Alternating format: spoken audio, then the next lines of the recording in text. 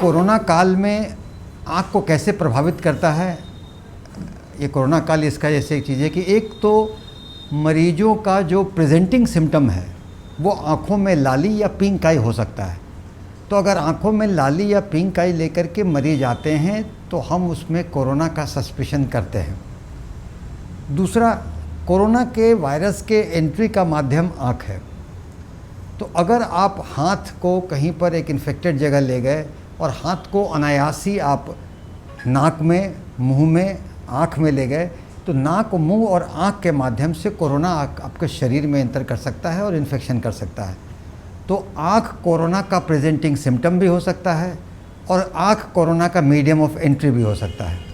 इसके साथ ही अगर देखें तो आँख के चिकित्सक आँख के एग्ज़ामिन करते वक्त मरीजों के काफ़ी नज़दीक होते हैं, तो कोरोना का खतरा नेत्र चिकित्सकों में ज़्यादा होता है। इसके लिए हम लोगों ने अपने स्लिट लैम्प में मशीन में एक शील लगा लिया है जो कि मरीजों में और चिकित्सक के बीच में एक दीवार का काम करता है। इस तरह से कोरोना प्रभावित करता है। और इसके ज़्यादा अगर देखेंगे, कोरोना काल में लॉकडाउन हुआ तो लॉकडाउन में जो बुज़ुर्ग थे वो घर में रामायण, महाभारत और टीवी पर ज़्यादा समय देने लगे। जो एडल्ट थे वो सोशल मीडिया पर, फेसबुक, व्हाट्सएप पे ज़्यादा देने लगे। बच्चों की ऑनलाइन क्लासेस शुरू हो गई और बच्चे लॉकडाउन में ज़्यादा वीडियो गेम खेलने लगे, ज़्यादा सोशल मीडिया पर रहने लगे। और अगर देखेंगे आईटी प्रोफेशनल्स का वर्क फ्रॉम होम में घर पे उनका लोड ज़्यादा हो गया, यानी कि कोरोना काल में लोगों का, बच्चे से लेकर बुजुर्गों का स्क्रीन टाइम बढ़ गया। तो स्क्रीन टाइम विभिन्न गैजेट से, आप एंड्रॉयड फ़ोन से ले लें, कंप्यूटर से ले लें, लैपटॉप से ले लें, टीवी से ले लें, स्क्रीन टाइम बढ़ने से आँखों में दुष्प्रभाव भी होता है। इसलिए लोगों को ये जानना ज़रूरी है कि कैसे अगर स्क्रीन टाइम ज़्यादा है तो अपने आँखों का देखभाल कर सकें। तो अगर आप नॉर्मल केस में आपके आँख के पलक झपकाने का दर 16 से 18 प्रति मिनट होता है, लेकिन अगर आप आँख को खोल के, अगर आप लैपटॉप पे रहते हैं, वीडियो गेम पे रहते हैं, तो आपके आँख के पलक झपकाने का दर ऑल्टर हो जाता है, बदल जाता है, वो घट के 5-6 पर आ जाता है।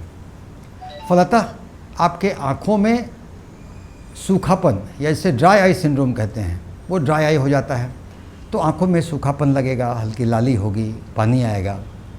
इसके साथ ही अगर देखेंगे तो जैसे जो ऑन स्क्रीन मटेरियल होता है और जो प्रिंटेड मटेरियल होता है, तो प्रिंटेड मटेरियल में जो कंट्रास्ट होता है वो सेंटर से पेरिफेरी तक यूनिफॉर्म होता है, लेकिन ऑन स्क्रीन ऑनलाइन मटेरियल में जो कंट्रास्ट होता है वो सेंटर से पेरिफेरी में वो चेंज होता है, ऑल्टर होता है। तो अगर आप साइड में सेंटर से पेरिफेरी देखते हैं तो आँखों को, मसल को फोकस डिफोकस, फोकस डिफोकस ऐसे करने में आँखों के मसल पे जोर होता लगता है, जिससे कि आँखों में दर्द, फोरहेड में दर्द, ये सबसे ये कंप्यूटर विजन सिंड्रोम का अंग है। तो अगर आप स्क्रीन टाइम ज़्यादा देते हैं तो आप कॉन्शियस होकर के जानबूझकर पलक झपकाते रहें। अगर उसके जो उसके शार्पनेस, ब्राइटनेस, कंट्रास्ट को आई फ्रेंडली रखें। अगर डेस्कटॉप यूज़ करते हैं तो उसको आई के लेवल के बराबर या हल्का नीचे रखें। और अगर आप कंप्यूटर का इस्तेमाल करते हैं तो अपने पोस्चर का ख्याल रखें, क्योंकि लेट करके, बाँह ऐसे करके देखते रहने से आपको neck pain, shoulder pain, back pain ये सब हो जाता है।